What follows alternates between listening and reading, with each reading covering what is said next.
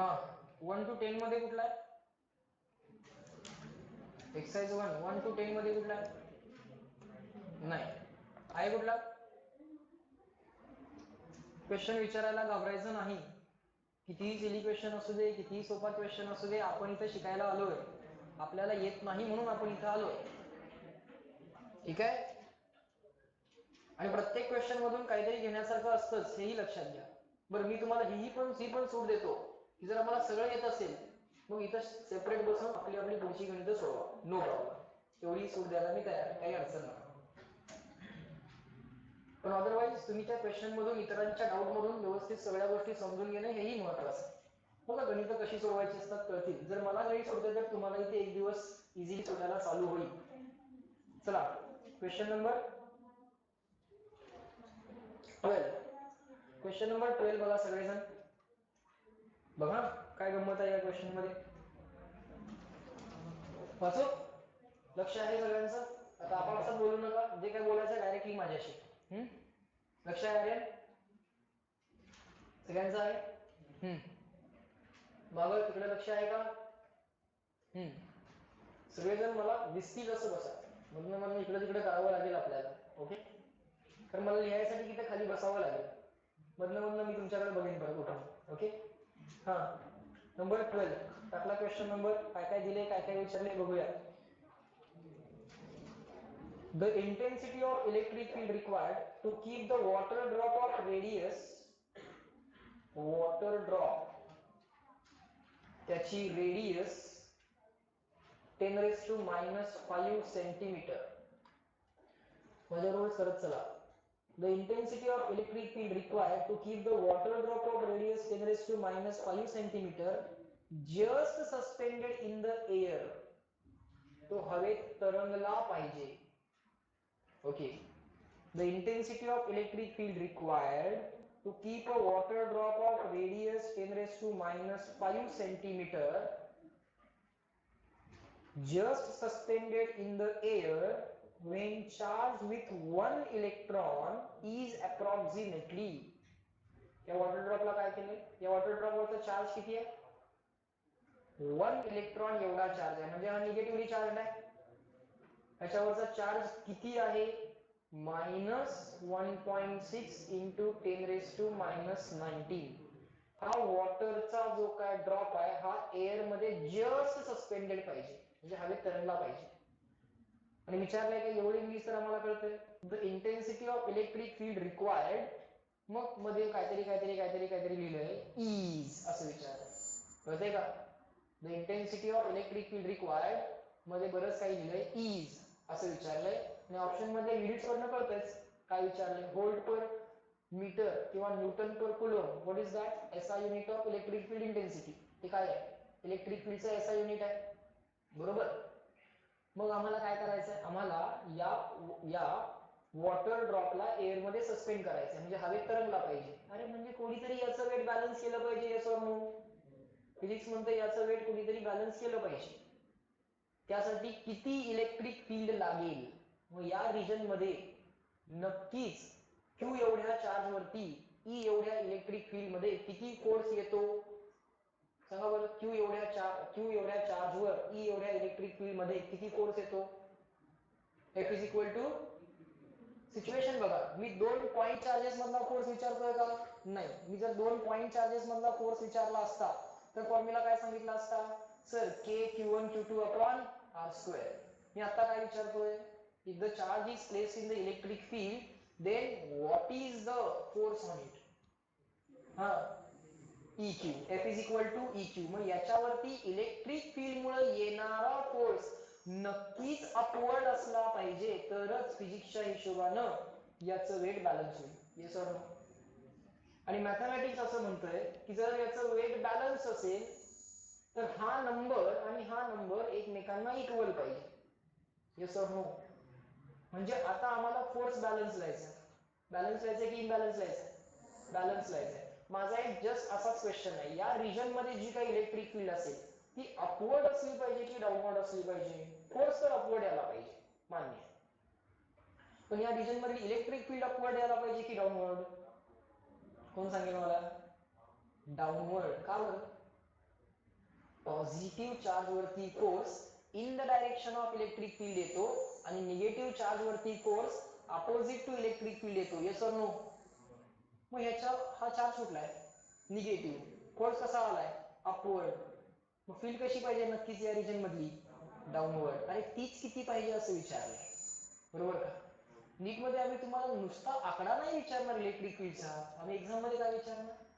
Magnitude पण विचारणार, comma देणार, डाऊनवर्ड म्हणणार, मॅग्निट्यूड देणार, कॉमा देणार, अपवर्ड म्हणणार. कळते का? So you should be able to decide whether the direction of electric field is upward और डाऊनवर्ड. इथपर्यंत क्लिअर आहे? बरं, पुढे काय करायचंय? फोर्सचा काय करायचंय? बॅलन्स. मग काय लिहिणार आम्ही? mg is equal to EQ. बरोबर. आता मला सांगा, इथला चार्ज सबस्टिट्यूट करताना पॉझिटिव्ह सबस्टिट्यूट करू की निगेटिव्ह सबस्टिट्यूट करू? हा, फक्त नंबर टाकू? नंबर टाकू. कारण आता मला सांगा ना, आम्ही हे सगळे अपवर्ड डाऊनवर्ड, हा निगेटिव्ह आहे म्हणून त्याच्यावरती फोर्स अपवर्ड येणार. All upward forces equal to all downward forces. So आता हे नंबर इक्वल टू नंबरच पाहिजे. Yes or no? का आता परत काय कन्फ्युजन आहे? चार्ज प्लस टाकायचा की मायनस टाकायचा आहे का? आता काय कन्फ्युजन नाही. सो इथल्या लेवल पर्यंत आमचं क्लिअर असलं पाहिजे. आता आम्हाला ई विचारलाय. मग ई इज इक्वल टू काय आलं? mg upon Q. मला काय काय दिलेलं आहे, काय काय माहित आहे मला? आता आपलं बघा ठरलंय लॉजिक, टिक मार्क लॉजिक वापरायचं. What is given, what is asked, next motivation मिळवायचं. जे दिले त्याला टिक मार्क, जे विचारले त्याला क्वेश्चन मार्क, आणि जे दिलं नाही त्याला क्रॉस मार्क. आणि क्रॉस मार्क हा तुमचा मोटिवेशन असतो. ई विचारले, एम नाही दिलं, क्रॉस मार्क. क्वेश्चन मार्क नाही, क्रॉस मार्क. हा, जी माहित आहे आपल्याला, टिक मार्क. क्यू माहित आहे आपल्याला, टिक मार्क. काय असेल नेक्स्ट मोटिवेशन? मास. काय पण करा, मासला रिप्लेस करा. आता बघा गिवन डेटामध्ये कसं मासला रिप्लेस करता येईल. या स्पेरिकल ड्रॉप असेल ना तो, त्या स्पेरिकल ड्रॉपचा मास कसं रिप्लेस करता येईल एवढं सुचलं की झाला क्वेश्चन सॉल्व. 4 मार्क मिळाले नीट मधले. एवढं अवघड नाहीये फिजिक्स. लोकांसाठी नक्कीच अवघड आहे, तुमच्यासाठी नाहीये. मी नाही होऊ देत तेवढं अवघड, कारण तुमच्याकडे पर्टिक्युलर लॉजिक आहे. मुलांना फक्त स्टेप सुचत नाही की आता काय करू, आता काय करू, आता काय करू.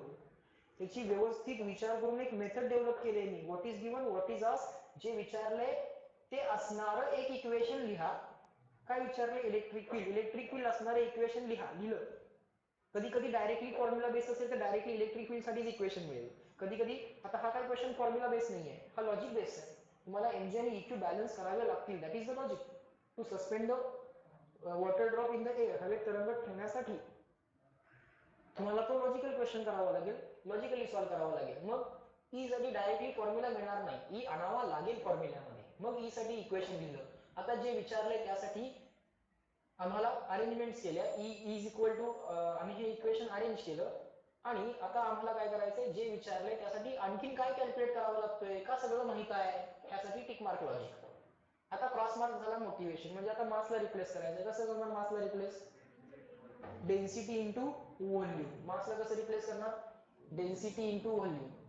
मग density of water into volume. आता इथंच रिप्लेस करतो ना, कशाला सेपरेटली मास कॅल्क्युलेट करत बसू? का त्या सेपरेटली कॅल्क्युलेट करणार इक्वेशन 2 इन इक्वेशन 1 म्हणून बसणार आहे का? नाही, इथंच करतो ना मासला रिप्लेस. हा, mass is equal to density into volume. Volume किती असणार? पोच जातं मी व्हॉल्यूम व्ही लिहित बसणार नाही. मला माहिती तर व्हॉल्यूम कसं रिप्लेस करावं लागणार. व्हॉल्यूम डेन्सिटी नाही विचारत, व्हॉल्यूम कसा रिप्लेस करणार? 4/3 पाय आर क्यूब. इथंच रिप्लेस केलं, बरोबर. जे रिप्लेस केले की लगेच ब्रॅकेट, रिप्लेस केले की ब्रॅकेट. कळते? म्हणजे मला सांगा, या कन्व्हेन्शन मध्ये क्लिअरली कळते की नेक्स्ट स्टेपला काय रिप्लेस झालंय. काय रिप्लेस झालंय? मास. त्याची जी काय रिप्लेसमेंट आहे त्या सगळ्याला काय टाकलं? ब्रॅकेट. सो एवढं सगळं आम्ही मास साठी रिप्लेस केलंय. आता विचार करा, मला डेन्सिटी माहित आहे का? वॉटरची डेन्सिटी किती आहे? 1000 kg पर मीटर क्यूब. आणि ग्राम पर सीएम क्यूब मध्ये किती? 1 gram per CM cube. Density of water किती? 1000 kg पर मीटर क्यूब. एका मीटर क्यूब मध्ये किती आहे? 1000 kg. एका मीटर क्यूब मध्ये किती आहे? 1000 kg. एका सीएम क्यूब मध्ये किती आहे? 1 cm by 1 cm by 1 cm चा छोटासा क्यूब असेल तर 1 ग्राम. 1 ग्राम पर सीसी. सीसी म्हणजे काय? Cubic centimetre. 1 ग्राम पर सेंटीमीटर क्यूब म्हणा किंवा 1000 kg पर मीटर क्यूब म्हणा. टाका म्हणजे पटपट करून दाखवा कॅल्क्युलेशन. मी कसं करतोय तेही बघा. 1000 इंटू 4/3 पाय आर क्यूब. बरं, सगळं एसआय युनिट मध्ये कॅल्क्युलेशन करायचं आहे. आर ला काय लिहू? तो सेंटीमीटर मध्ये आहे बघा. 10⁻⁵. सेंटीमीटरला काय लिहू? 10⁻² मीटर. काय त्याचा स्क्वेअर वगैरे काय करायचं आहे का? नाही. बरं, हे -5 -2 किती झाले? -7. सो हा आर क्यूब डायरेक्टली लिहायचा. आर किती आहे? 10⁻⁷. त्या 10⁻⁷ चा क्यूब इंडेक्स ऑफ इंडेक्स झालं बघा.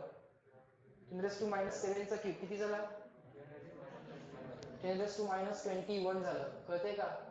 इंटू जी. अप्रॉक्सिमेटली व्हॅल्यू विचारले. खाली क्वेश्चन जर व्यवस्थित वाचला, 4 ऑप्शनच्या खाली जरी जाऊन बघितलं तर लक्षात येईल की जी ची व्हॅल्यू 10 घ्यायला सांगितली आहे का?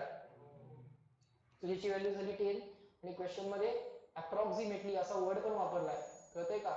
तर तुम्ही क्वेश्चन वाचताना ह्या सगळ्या गोष्टी मला क्लिक झाल्या. मी वाचल्यानंतर मला ते लक्षात आलं. एकतर त्यांनी अप्रॉक्सिमेटली असा शब्द वापरलाय. या 4 ऑप्शनच्या खाली त्यांनी मला जी इक्वल टू 10 घ्यायची हिंट पण स्वतःहून दिलेली आहे. ह्या सगळ्या गोष्टी मी पिक करतोय. ओके, सो तेवढं अटेन्शन असलं पाहिजे क्वेश्चन सॉल्व्ह करताना. तेवढं यासाठी कॉन्सन्ट्रेशन महत्वाचं आहे. भरकटायचं नाही इकडे तिकडे सारखं. आलं का लक्षात? पुढे अपॉन क्यू. क्यूचा आकडा टाकायचा आहे का विथ प्लस मायनस? नंबर और प्लस मायनस? 1.6 इंटू 10⁻⁻19. बरोबर. आता हे कॅल्क्युलेशन करायचं आहे. पहिल्यांदा 10च्या पॉवरचा विचार करायचा. काय करायचा?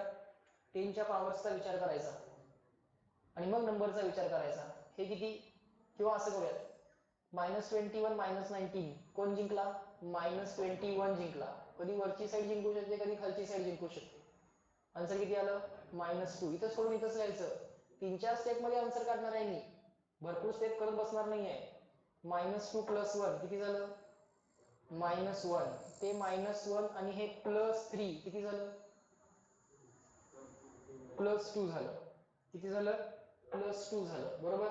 आता काय नंबर शिल्लक राहिले? 4π/3 आणि हा अपॉन 1.6. 1/1.6 पाठ आहे. 1/16 असते 0.062π. 1/16. 1/16 किती असते? 0.0625. आणि 1/1.6 डिनॉमिनेटर एक डिजिटनं काय झालाय? कमी झालाय. 16चा काय झालाय? 1.6 झालाय. तर न्यूमरेटर एक डिजिटनं वाढणार 0.625. नाहीतर डायरेक्टली हेच लक्षात ठेवा, हे सोपं आहे. 1/1.6 पहिल्या दिवशी सांगितलं होतं आय थिंक. कारण ह्या चॅप्टर मध्ये 1.6 न डिवाइड करायची वेळ येऊ शकते. त्यामुळे जर तो डायरेक्टली माहित असेल 1/1.6 0.625 वेल अँड गुड.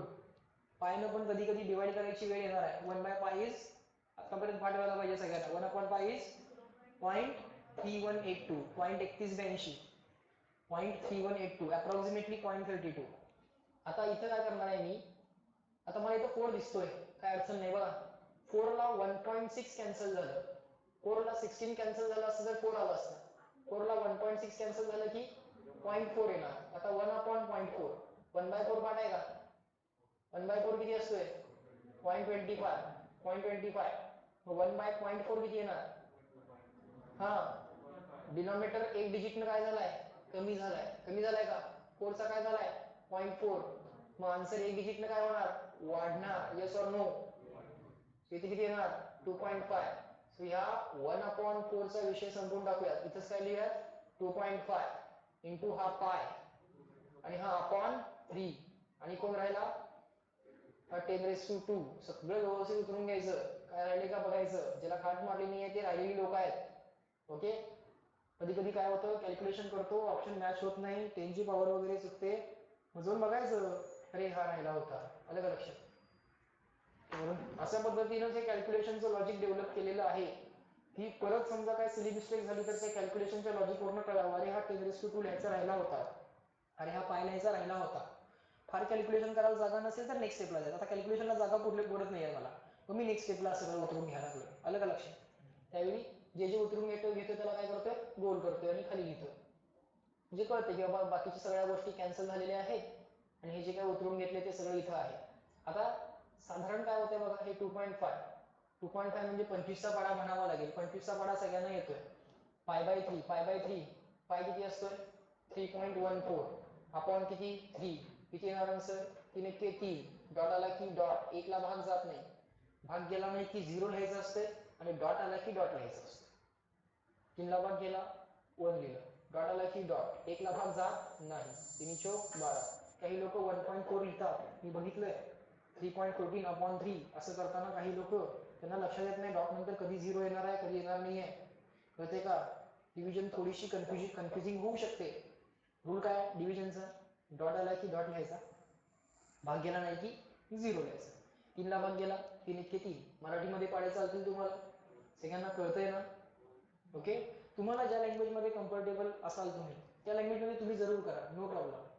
पण एक कॉमन लँग्वेज काहीतरी आपल्याला बोलावं लागेल. ऑफकोर्स मला इंग्लिश मध्ये येतं, काही अडचण नाही, मग ते असं म्हणून बसावं लागतं 3 1s are 1 असं वगैरे सगळं करत बसावं लागतं. तुम्ही ज्याला जा असं म्हणता ते आर असं असतं, 3 1s are असं आहे ना ते, 3 2s are असं आहे ना ते, 3 3s are असं आहे ना ते. तुम्ही काय म्हणता? 3 3 जा, घरी जा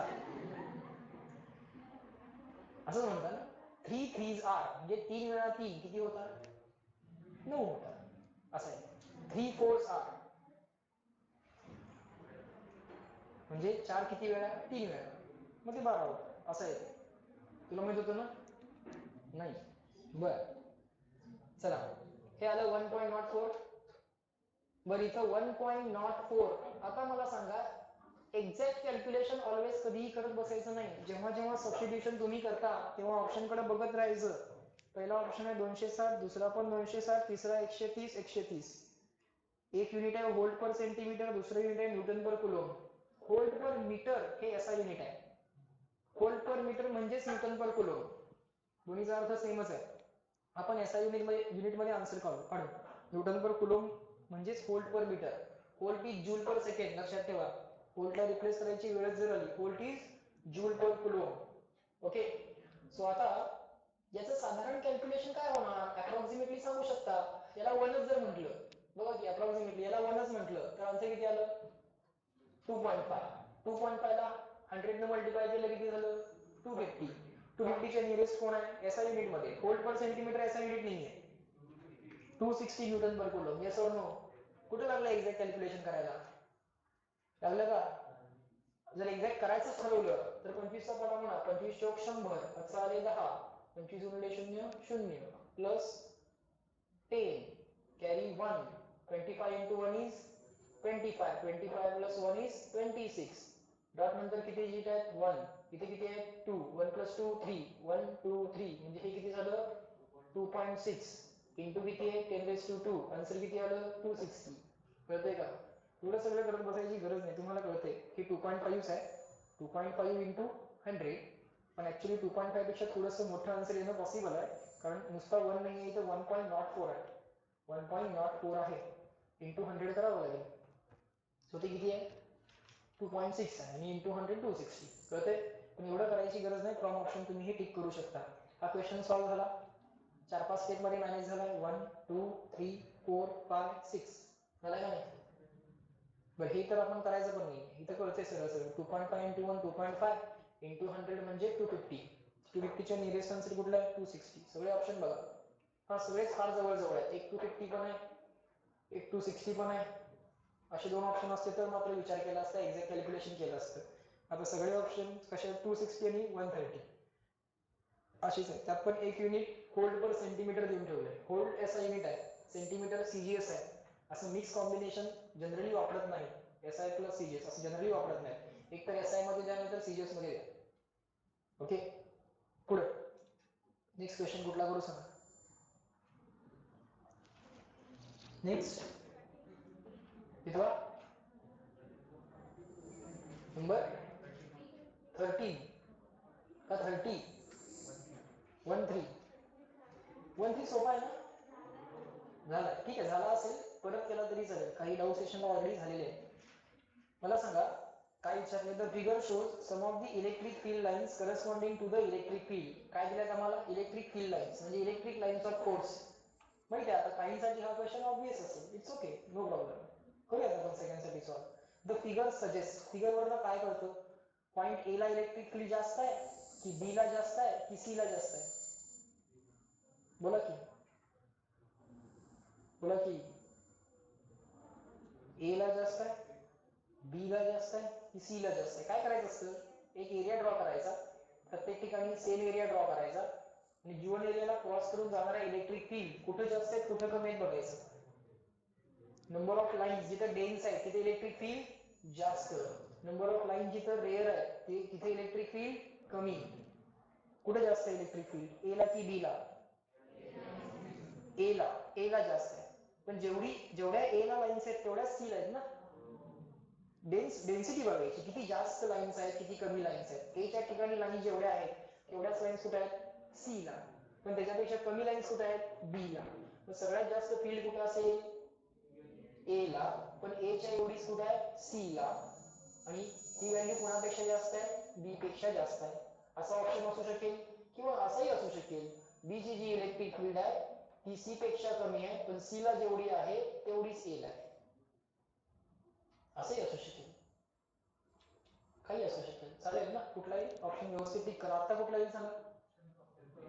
थर्ड. पुढे बोला, कुठला सॉल्व करू? हा 15. बर,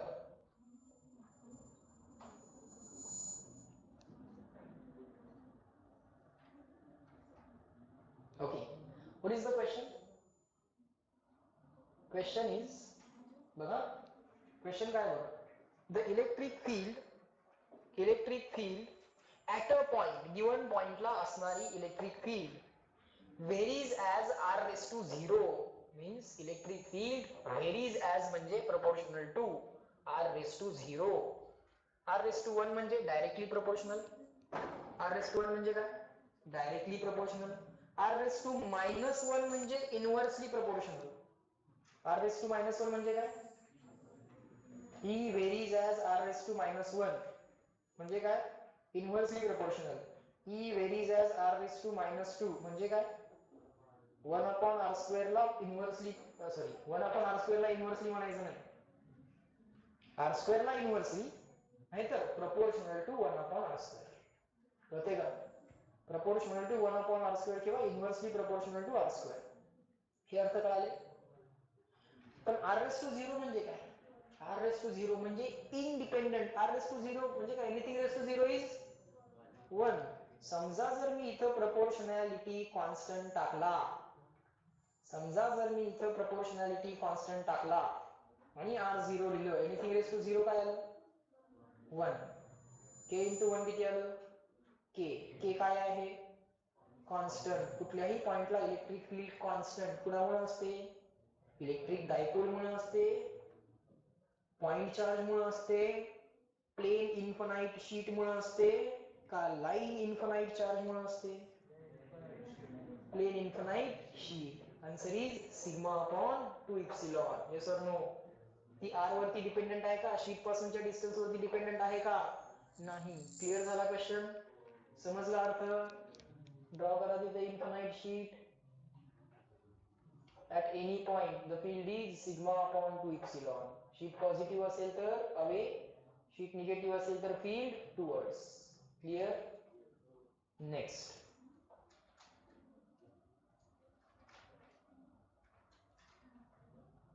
गिवन पॉइंट P ला electric field sigma upon 2 epsilon.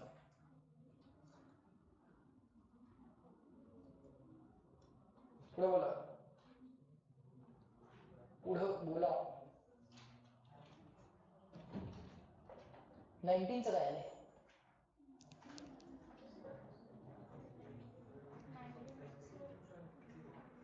19 चं काय आहे,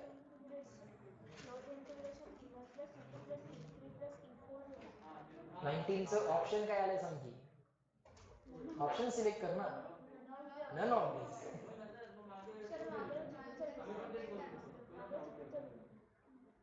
मन मोठं करून माफ करा त्यांना.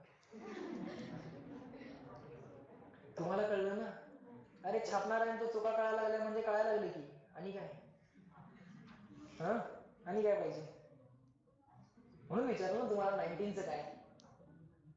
कारण कुणीतरी ऑप्शन नंबर 1 सिलेक्ट केलेला असेल, नाही अपॉन 2 आहे, ऑप्शन नंबर 1 कोणी सिलेक्ट नाही करणार, पण कुणीतरी नक्कीच ऑप्शन नंबर 2 सिलेक्ट करेल. कारण चार्ज एनक्लोज बघायचा आहे. पण फील्ड जी असते ती एनक्लोज वाल्यांमुळे पण असते आणि जे इन्क्लोज नाही आहेत त्यांच्यामुळे पण असते. हा, आता एरियासाठी सिम्बॉल आपण एस वापरायचो, त्यांनी ए वापरला. E bar dot D S बारच्या ऐवजी E bar dot D A bar आहे. कळतंय ना? याचं ऑप्शन 4 यायला पाहिजे, ते मॉडिफाय करून टाका आन्सर की मध्ये तुमचं. पुढे बोला. आणि कुठला करू सांगा. फील्ड कुणामुळे असते? गॉसियन सरफेसवरची फील्ड आतल्या बाहेरच्या सगळ्या चार्जेसमुळे असते. हा, पण गॉसियन सरफेस शी असोसिएटेड फ्लक्स जे असतात ते फक्त एन्क्लोज चार्जमुळे असतात. कळतंय का? कळतंय ना? पुढं बोला.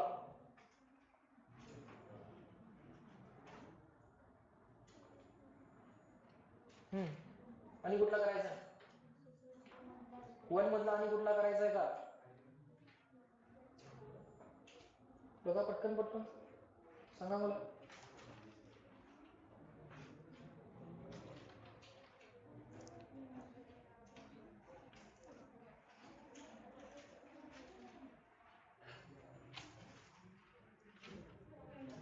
कुठलं करू सांग? 20. चला 20 करूयात. चला काय बघूयात 20 मध्ये. हा, इथं कोणीतरी साईनचा बळ घातला असणार आहे, प्लस मायनस. बघा बघा, लक्ष द्या लक्ष द्या. If the electric flux entering and leaving the enclosed surface is, if the electric flux entering and leaving the closed surface is phi1 and phi2 respectively. ते रिस्पेक्टिव्हली आहे, सिक्वेन्स बघायचा. पहिला एंटरिंग असले पाहिजेत, नंतर एक्झिटिंग, हा सिक्वेन्स आहे. म्हणजे phi1 एंटरिंग फ्लक्स आहे आणि phi2 काय आहे? एक्झिटिंग. ओके. आता पुढे काय विचारलं? The electric charge inside the surface will be, काय विचारलंय? Charge enclosed is equal to question mark. आता ह्या साधारण सिच्युएशन साठी आमच्याकडे कोणता फॉर्म्युला असू शकेल? डायरेक्टली चार्ज एन्क्लोजला मे बी फॉर्म्युला नसेल, पण चार्ज एन्क्लोज असा असणारा, म्हणजे चार्ज एन्क्लोज अशी टर्म असणारा कुठलाही फॉर्म्युला आम्हाला माहित असतोच की नाही? सांगा, चार्ज एन्क्लोज या सिच्युएशन साठीचा कुठला फॉर्म्युला आहे? डायरेक्टली चार्ज एन्क्लोज साठी नसेल, पण या सिच्युएशन साठीचा कुठला फॉर्म्युला आहे? phi is equal to charge enclosed upon epsilon 0. म्हणजे काय बा? Flux associated with the close charge, net flux, बरोबर का? Sorry, close surface. Net flux associated with the close surface is equal to charge enclose by that surface upon epsilon 0. बरोबर. Charge enclose positive असेल तर net flux positive आणि net flux coming out असतील. Charge enclose negative असेल तर net flux negative आणि net flux coming in the inside the close surface, आत येत आहेत, आउटवर्ड नाही आहेत, इनवर्ड आहे. मग आता मला चार्ज एन्क्लोज काढायचा आहे. Charge enclose is equal to net flux into epsilon 0. बरोबर. ऑप्शन कडे बघत बघत केलं. आता प्रश्न एवढाच आहे की net flux phi1 plus phi2 लिहायचे, phi2 मायनस phi1 लिहायचे, phi1 मायनस phi2 लिहायचे, phi1 प्लस phi2 लिहायचं, काय लिहायचं? अपॉन एप्सिलॉन 0 म्हणजे ऑप्शन काढून टाका. ऑप्शन 3 गेला, ऑप्शन 4 गेला. आलं लक्षात? आता प्रोबॅबिलिटी ऑफ सक्सेस किती झाली? 1/2 झाली. याच्या आधी 1/4 होती का? थोडंसं सॉल्व्ह केल्यानंतर असं लक्षात आलं की अपॉन एप्सिलॉन 0 तर येणार नाही, म्हणजे ऑप्शन 3 आणि 4 गेले. गेले का? गेले का? कसा कसा विचार करायचा असतो गणितांचा, कळतंय? आता पुढे काय करणार? नेट फ्लक्स असं समजूयात. नेट एन्क्लोज चार्ज पॉझिटिव्ह आहे असं समजूयात. म्हणजे नेट फ्लक्स कमिंग आउट असतील की गोइंग इन असतील? Net flux positive, net charge positive आहे असं म्हणूया. मग नेट फ्लक्स कमिंग आउट असतील की गोइंग इन असतील? Coming out. Net flux coming out is equal to all flux coming out minus all flux going in. बरोबर का? आयुष्यभर हे लक्षात ठेवा. ठेवा लॉजिक. नेट कसा आहे बघा, नेट कसा आहे? Coming out. का? काय अज्युम केलं मी? नेट चार्ज पॉझिटिव्ह आहे अज्युम केलं. नेट चार्ज पॉझिटिव्ह आहे अज्युम केलं तर पुढे काय म्हणता येते? नेट चार्ज पॉझिटिव्ह आहे म्हणजे फ्लक्स काय असेल? नेट फ्लक्स काय असले पाहिजे? Coming out. Net flux coming out कसे काढणार? All flux coming out minus all flux going in. Coming out कोण कोण आहेत? phi2 मायनस गोइंग इन कोण कोण आहेत? phi1 into epsilon 0. This should be the answer. आता जर त्यांनी स्वतःहून मिस्टेक केली असेल तर त्यांनी phi1 प्लस phi2 पण लिहिलेलं असेल. phi1 प्लस phi2 पण लिहिता येते, पण बाळांनो त्यावेळी ना नीट समजून घ्या, net flux is equal to phi1 plus phi2 लिहिता येतंय, पण phi1 हा फक्त नंबर नसणार आहे, तो नंबर विथ द साइन असणार आहे. आणि phi2 हा सुद्धा नंबर नसणार आहे, तो काय असणार, नंबर विथ द साइन असणार. आता आम्ही असं कधीतरी सांगू का, the net inward flux are किंवा फ्लक्स गोइंग इन आर -7 असं कधीतरी सांगू का? आता काय सांगितलं त्यांनी आम्हाला, the flux in the flux entering r phi1 and the flux exiting r phi2. आम्ही असं कधीतरी सांगू का, फ्लक्स एक्झिटिंग आर -7 किंवा फ्लक्स एंटरिंग आर -2? अरे तुम्हाला माहित आहे ना फ्लक्स एंटरिंग, मग तुम्ही नंबरच सांगाल ना. म्हणजे आता त्यांनी काय सांगितले, नंबर सांगितले. आता phi1 phi2 काय आहेत, नंबर आहेत का, नंबर विथ साइन आहेत, नंबर आहेत. The flux entering and leaving are phi1 and phi2. Yes or no? होतंय का? हा, the flux associated with the surface are phi1 phi2 phi3 phi4.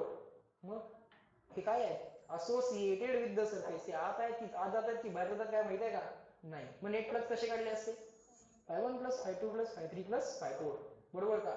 मग जे आत जाणारे आहेत ते निगेटिव्ह टाकले असते आणि जे बाहेर येणारे आहेत ते पॉझिटिव्ह टाकले असते. कळतंय का? काय प्लस मायनस काय कन्फ्युजन आहे का? नाही. आता phi1 phi2 काय आहेत, नंबर्स आहेत की नंबर्स विथ साइन आहेत, नंबर्स आहेत.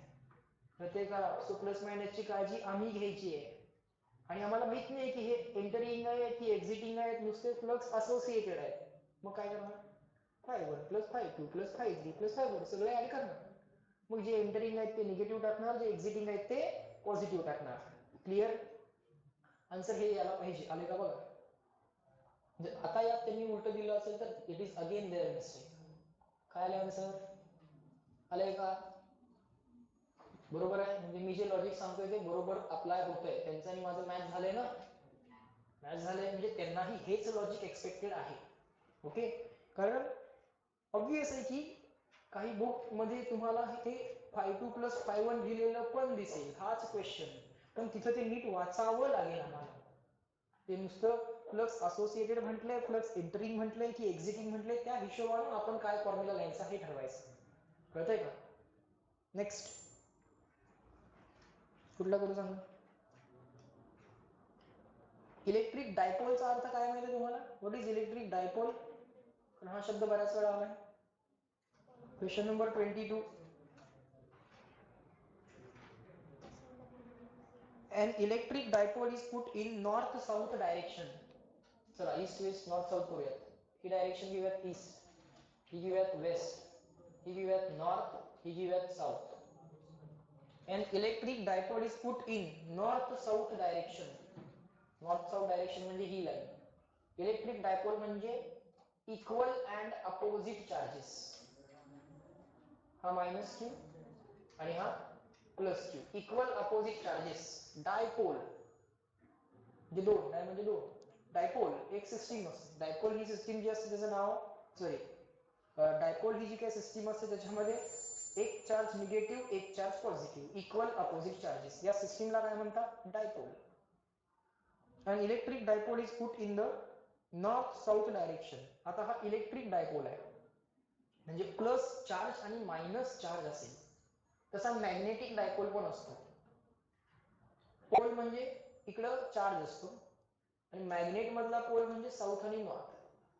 इलेक्ट्रिसिटी मधला पोल म्हणजे प्लस चार्ज आणि मायनस चार्ज. इलेक्ट्रिसिटी मध्ये आम्ही प्लस आणि मायनस म्हणतो, मॅग्नेटिझम मध्ये आम्ही नॉर्थ आणि साऊथ म्हणतो.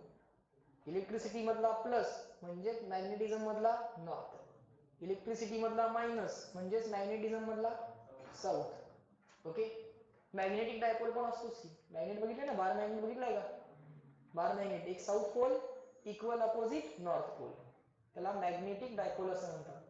ठीक आहे, जेव्हा मॅग्नेटिझम शिकू तेव्हा बघू, शिकायचं सगळं शिकायचं. हा, electric dipole is put in the north south direction in a sphere filled with the pure water. हा कशात ठेवलाय, स्फिअर मध्ये ठेवलाय. काय आहे तो, कसला स्फिअर आहे, प्युअर वॉटरचा स्फिअर आहे. बरं, पुढं, which of the following statement is correct. Always बघायचं करेक्ट विचारलंय की इनकरेक्ट विचारलंय.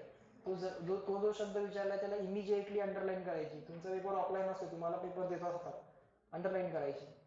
करेक्ट वाला स्टेटमेंटला, करेक्ट या शब्दाला अंडरलाईन करा.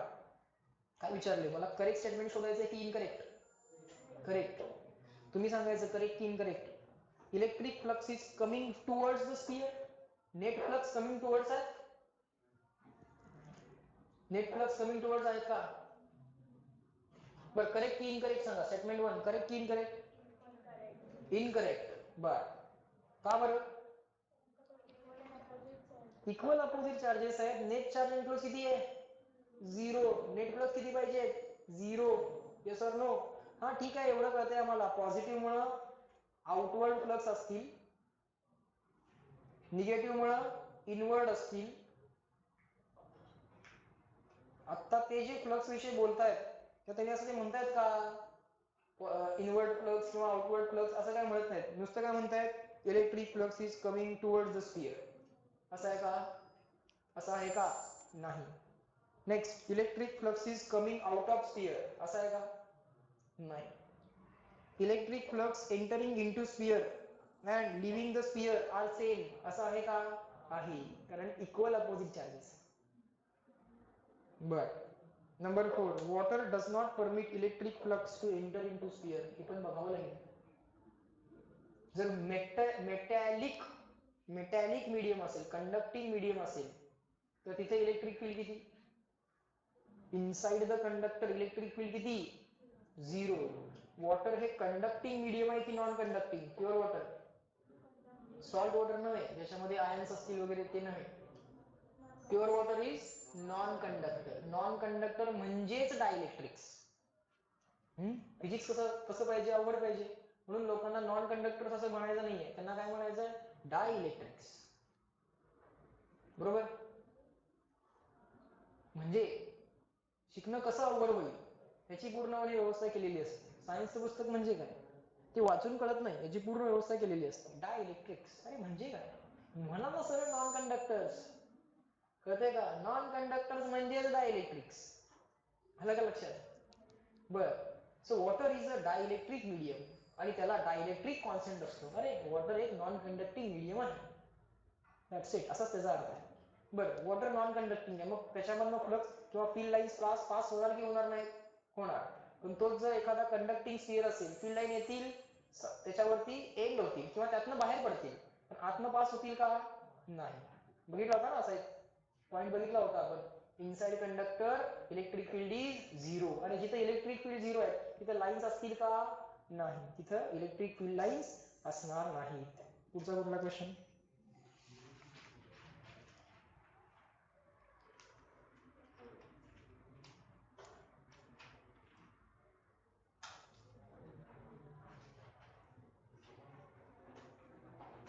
बोला. एक्सरसाइज 1 मध्ये आणि कुठला आहे का? हा बोला की. सगळे आले बाकीचे? आले? 25 आलाय? जे डाऊट एक्सपेक्टेड आहेत ते यायला पाहिजे. मला काही डाऊट एक्सपेक्टेड आहेत. 25 आलाय? नाही आला, मग विचारत का नाहीये? आपण लेक्चर दिले डाऊटसाठी, आता शिकवत नाही आहोत, सो त्याचा यूज करून घेतला पाहिजे. नंबर 25 बघा. बरोबर डाऊट विचारले पाहिजे. काय क्वेश्चन आहे बघा नंबर 25. हा. At a point 20 centimeter from the center of uniformly charged dielectric sphere. अरे डायइलेक्ट्रिक स्फियर म्हणजे काय? Non conducting sphere. Uniformly charge non conducting sphere. मग चार्ज सरफेस वरती असणार की थ्रू आउट द व्हॉल्यूम असणार? Throughout the volume. मग sigma की रो कोणती concept? Charge per unit area की charge per unit volume? Charge per unit volume. बर. त्या स्फिअरच्या सेंटर पासून किती डिस्टन्सला? 20. मग ते इनसाइड आहे की आउटसाइड आहे कुठं माहिती आहे? बरोबर ना? काय म्हणतात बघूया चला. At a point 20 centimeter from the center of uniformly charged dielectric sphere of radius 10 centimeter. याची स्वतःची रेडियस किती आहे? 10 सेंटीमीटर. म्हणजे आमच्या हिशोबाने हा कोण आहे? Capital R. Yes or no? त्याच्यापासून 20 सेंटीमीटर, त्याच्या सेंटर पासून, ज्याची स्वतःची रेडियस 10 आहे, त्याच्या सेंटर पासून 20 सेंटीमीटरला एक पॉइंट आहे. At a point 20 centimeter from the center of a uniformly charged dielectric sphere of radius 10 centimeter. म्हणजे हा पॉइंट कुठे आहे? At a point 20 centimeter from the center. Inside आहे की outside? Outside. So हा तुमचा पॉइंट. त्याचा डिस्टन्स किती दिले त्यांनी? 20 सेंटीमीटर. So स्मॉल आर किती झाला? 20 सेंटीमीटर. गरजेनुसार सिच्युएशन 1 मधलं डिस्टन्स r1 लिहावं लागेल, सिच्युएशन 2 मधलं डिस्टन्स r2 लिहावं लागेल. सो इनिशियली फक्त जोपर्यंत असं म्हणत नाहीत नाव इन दी सेकंड केस असं जोपर्यंत म्हणत नाहीत किंवा सेकंड केस जोपर्यंत मेन्शन होत नाही तोपर्यंत कुठेही 1 2 लिहायचं नाही. सेकंड केस मेन्शन झाली की इमिडिएटली 1 2 आणायची. आणि generally most of the question असेच असतात. पहिला असं होतं, मग असं केलं, मग आता डिस्टन्स किती, मग आता फील्ड किती, असे क्वेश्चन्स असतात. ओके, तसाच हा पण एक क्वेश्चन आहे. The point at a point 20 centimeter from the center of a uniformly charged dielectric sphere of radius 10 centimeter, the electric field is. थोडं इंग्लिश कळतंय? At a point the electric field is मध्ये बरंच काहीतरी सांगितलंय. At a point म्हणजे या point विषयी बोलताय. जो पॉइंट 20 सेंटीमीटरला आहे तिथं असणारी इलेक्ट्रिक फील्ड इज म्हणजे काय काय दिले आम्हाला? Electric field at point P किती दिली ती? 10 व्होल्ट. कसा असेल? व्होल्ट पर मीटर ना, किंवा न्यूटन पर कुलूम. व्होल्ट कसं असेल? व्होल्ट पर मीटर का 100 व्होल्ट पर मीटर, तुम्ही म्हणाल तसं. The electric field at 3 centimetre from the centre of the sphere will be. दुसरा पॉइंट कुठे आहे? इनसाइड की आउटसाइड? इनसाइड. किती डिस्टन्सला? 3 सेंटीमीटर. मग हे पहिलं डिस्टन्स काय म्हणू? r1. आणि हे सेकंड केस मधल्या इनसाइड वाल्या पॉइंटचे डिस्टन्स काय म्हणू? r2. हा कोण असणार आपला? Capital R. Charge throughout the volume आहे की सरफेसला आहे? Throughout the volume. सरफेसला असता तर इनसाइडचं आन्सर किती आलं असतं? 0. किंवा हा स्फिअर सॉलिड स्फिअर आहे पण कंडक्टिंग असता तर इनसाइडचं आन्सर किती आलं असतं? 0. तेव्हा आन्सर आली असती पटकन. आता इनसाइड आहे. बर, या पॉइंटला P1 म्हणून टाकू, या पॉइंटला P2 म्हणून टाकू. जे विचारलंय, काय विचारलंय? इलेक्ट्रिक फील्ड ऍट पॉइंट 1 दिली आहे, इलेक्ट्रिक फील्ड ऍट पॉइंट 2 विचारली आहे. कळतंय का? कसं काढूया? जे जे दिलंय त्यासाठी इक्वेशन्स लिहा, जे विचारले त्यासाठी इक्वेशन लिहा. बरोबर का? हा, electric field at a point P1 कुठला फॉर्म्युला वापरणार? आउटसाइड वाला की इनसाइड वाला? आउटसाइड वाला. आउटसाइड पॉइंटला इलेक्ट्रिक फील्डचा फॉर्म्युला काय असतो? Let's say total charge Q आहे. हा, KQ अपॉन r². सो पहिल्यांदा फॉर्म्युला लिहून घेतला, KQ अपॉन r². आता काळजीपूर्वक जिथं जिथं 1 सबस्क्रिप्ट लिहायला पाहिजे तो लिहा. K1 Q1 upon r1². K1 लिहायची गरज आहे का? नाही. Q1 लिहायची गरज आहे का? नाही. r1 लिहायची गरज आहे. कळलं का? यातलं काय काय दिलंय त्याला टिक मार्क करायचं. हा, दिलाय, तुम्ही सांगायचं टिक मार्क आणि क्रॉस मार्क. क्रॉस मार्क विचारलाय का तुम्हाला? क्यू विचारलाय का? नाही, तिथं क्वेश्चन मार्क करू नका. क्रॉस मार्क दिला नाहीये, दिलाय. हे झालं इक्वेशन 1. साधारणपणे या इक्वेशन मधनं काय मिळू शकेल? चार्ज मिळू शकेल, कारण 1 इक्वेशन 1 अननोनचा गेम आहे. या इक्वेशन मधनं charge on the this total sphere मिळू शकेल. पुढं आता जे विचारले त्यासाठी इक्वेशन्स लिहा. Electric field at point 2 check करा. Inside a solid sphere electric फील्डचा फॉर्म्युला काय? ते सॉलिड स्फिअर आणि सॉलिड सिलेंडर सांगितलं होतं. लिस्ट ऑफ फॉर्म्युले मध्ये तुम्ही ऍड केला असेल घरी जाऊन. इनसाइड सॉलिड स्फिअर फील्ड किती आहे? कुठला लॅम्डा? लॅम्डाचा काय संबंध असेल? रो असेल ना. आता charge per unit volume rho असणार. हा, इनसाइड फील्ड जरा चेक करा. फॉर्म्युला कसे पाठवणार तुम्हाला? Cylinder, in solid cylinder, solid sphere फक्त एकात 3 आहे एकात 2 आहे का? एकात 3 आहे एकात 2 आहे. हा, बरोबर सांगतेस. Rho R upon 3 epsilon 0. Rho R upon 3 epsilon 0. कुणासाठी? सॉलिड स्फिअर की सॉलिड सिलेंडर? सॉलिड स्फिअर की सॉलिड सिलेंडर? सॉलिड स्फिअर साठी रो आर अपॉन 3 इप्सिलॉन 0. बरोबर का? आणि सॉलिड सिलेंडर साठी rho R upon 2 epsilon 0. Rho काय आहे? Charge per unit volume. Epsilon 0 काय आहे माहित आहे 8.85 इंटू 10⁻12 बरोबर का आणि 1/4 पाय एप्सिलॉन 0 काय आहे 9 इंटू 10⁹ एप्सिलॉन 0 काय आहे 8.85 इंटू 10⁻12 पुढं आर काय आहे स्फिअरच्या केसमध्ये इनसाइड स्फिअर जो काय आर आहे तो काय आहे R2 म्हणू नका नाव सांगा त्याचं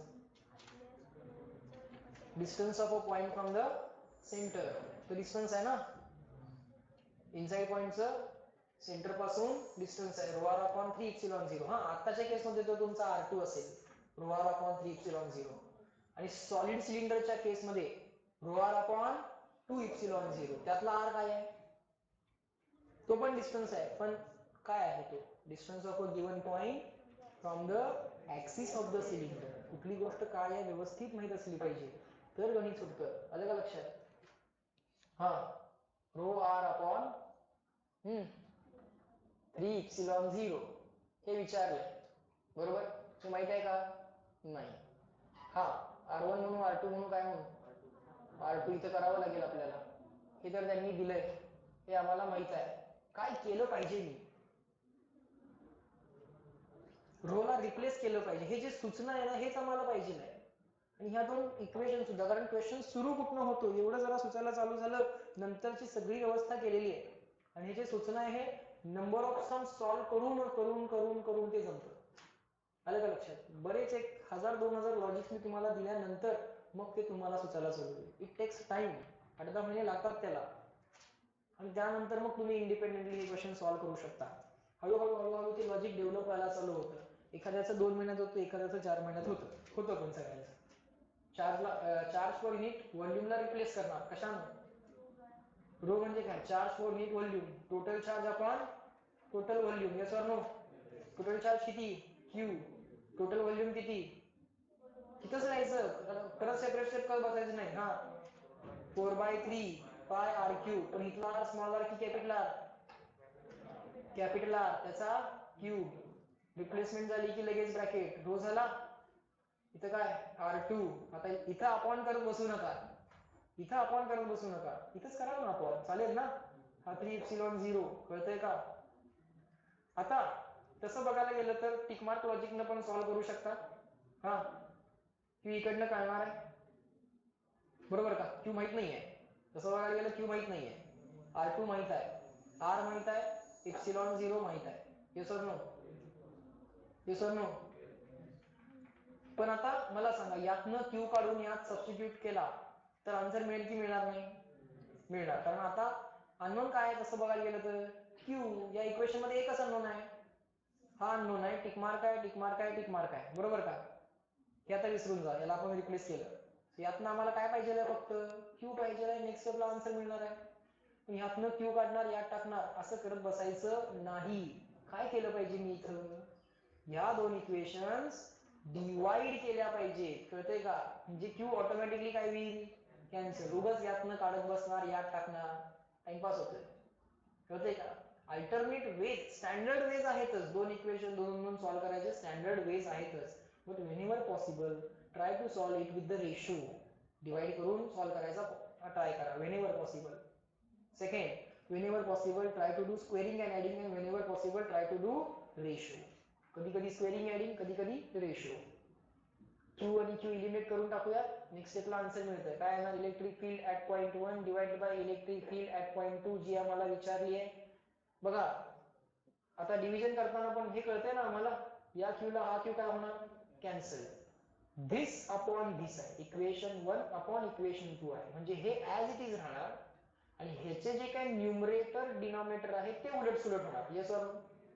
हे ऍज इट इज आणि याचं न्यूमरेटर डिनॉमिनेटर उलट सुलट सो हे ऍज इट इज म्हणजे इथे काय राहणार k अपॉन r1 स्क्वेअर आणि याचे न्यूमरेटर डिनॉमिनेटर काय होतील उलट सुलट म्हणजे काय होतील 4/3 पाय आर क्यूब बरोबर का इंटू हा 3ε0 कळतंय का याचे न्यूमरेटर आणि डिनॉमिनेटर दिस अपॉन दिस आहे ना इक्वेशन 1 अपॉन इक्वेशन 2 आहे सो इक्वेशन 1 चे numerator denominator as it is राहतील इक्वेशन 2 चे न्यूमरेटर आणि डिनॉमिनेटर इंटरचेंज होतील हा वरती जाईल आणि हा खाली राहील आता क्यू ला क्यू तर ऑलरेडी काय झालाय, कॅन्सल झालाय. मग इथं खाली कोण शिल्लक राहिला, R2.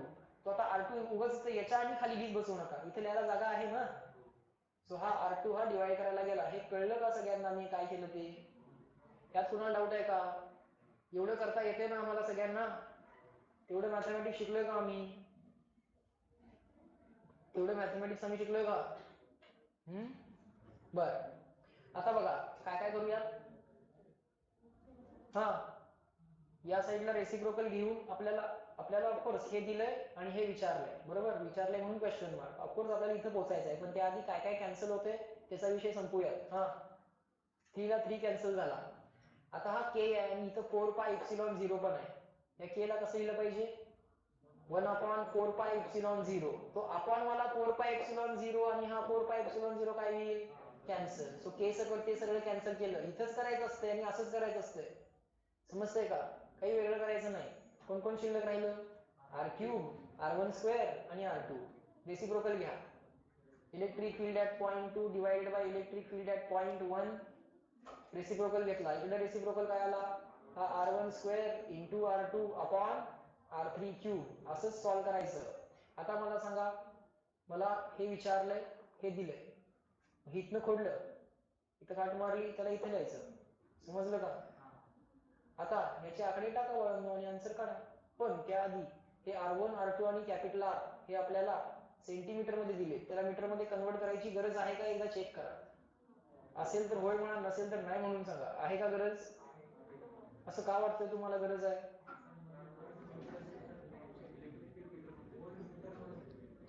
अरे काय विचार करताय? इथं आन्सर काय येणार आहे? इथं सेंटीमीटरचा स्क्वेअर घे. समजा मी जर सेंटीमीटर टाकलं answer as it is, so इथं युनिट काय येणार? Centimetre square. इथं युनिट काय येणार? सेंटीमीटर. म्हणजे इथं युनिट काय झालं? Centimetre cube. खाली जर मी आन्सर सेंटीमीटर मध्ये टाकलं तर खाली युनिट काय येणार? Centimetre cube. सेंटीमीटर क्यूबला सेंटीमीटर क्यूब काय होणार आहे? कॅन्सल. कुठं युनिट मॅटर करणार होतं का? इथं हा रेशो होता ना, distance cube. Ultimately distance square into distance upon distance cube. मग एकतर सगळे डिस्टन्सेस काय करा? मीटर मध्ये टाका, नाहीतर सगळे डिस्टन्सेस काय करा? सेंटीमीटर मध्ये टाका. अल्टिमेटली इथलं सीएम क्यूब आणि इथली सीएम क्यूब काय होणार होतं? कॅन्सल होणार होतं. कारण नसताना युनिट कन्वर्ट करायचं असते, युनिट कन्वर्ट करायचं असते. असं करणार का? फिजिक्स म्हणलं की युनिट कन्वर्ट करा का? अरे रेशो आहे ना, दिसतोय का नाही?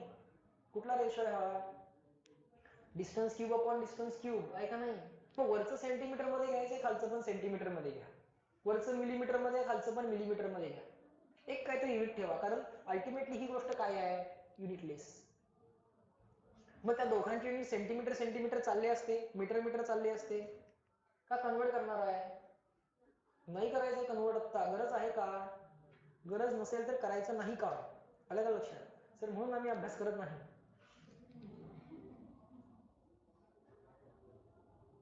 हा, काय आलं? Electric field at point 2. इतर गेले पलीकडं. R1 किती आहे? R1 किती आहे? 20. डायरेक्ट स्क्वेअर करून किती आलं?